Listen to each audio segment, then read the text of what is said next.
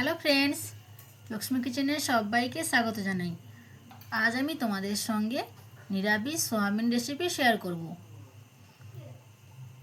এই নিরামিষ soybean recipe খেতে কিন্তু খুবই ভালো লাগে, তোমরা একবার বাড়িতে বানিও। ভিডিওটি না টেনে প্রথম থেকে শেষ অবধি দেখতে থাকো।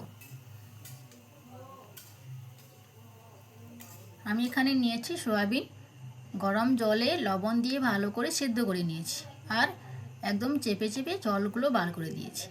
আর নিয়েছি আলু, 3টে বড় সাইজের আলু আমি কেটে নিয়েছি। এরপর কড়াইতে তেল দিয়ে প্রথমে আমি আলুগুলোকে ভেজে নেব ফোড়ন দিয়ে।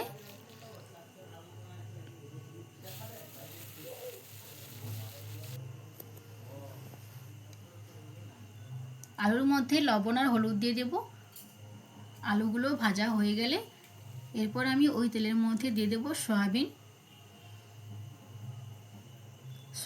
আলুগুলোকে ভালো করে একসঙ্গে আমি নেড়ে চেড়ে একটু লাল লাল করে ভেজে নেব। ভাজা হয়ে গেছে, এরপর আমি এর মধ্যে দিয়ে দেব মশলা। দিয়েছি আদা, কাজু বাদাম আর পোস্ত একসঙ্গে বেটে নিয়েছি। ওই মশলাকে আমি ওই সোয়াবিনের মধ্যে দিয়ে দেব,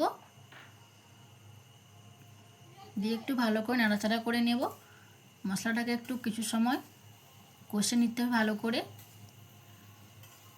গ্যাসের ফ্লেমটা অবশ্যই কমিয়ে রাখবো, তা না হলে মশলাগুলো কড়াইতে লেগে যাবে।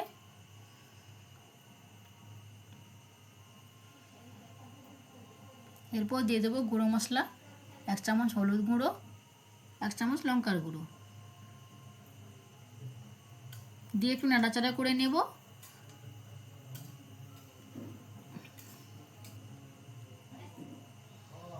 এরপর দিয়ে দেব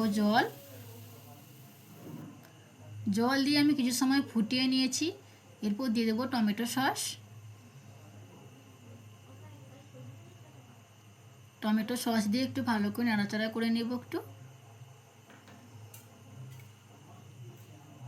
একটু নাড়িয়ে ভালো করে মিশিয়ে নেব। এরপর দিয়ে দেবো জিরে আর ধনে গুঁড়ো। জিরে ধনে গুঁড়ো দেওয়ার পর দিয়ে দেবো স্বাদ মতো লবণ। একটু ভালো করে নাড়াচাড়া করে এরপরে আমি গ্যাসের ফ্লেমটা অফ করে দিয়ে দেবো গরম মশলা। গোটা গরম মশলাকে আমি বেটে দিয়েছি।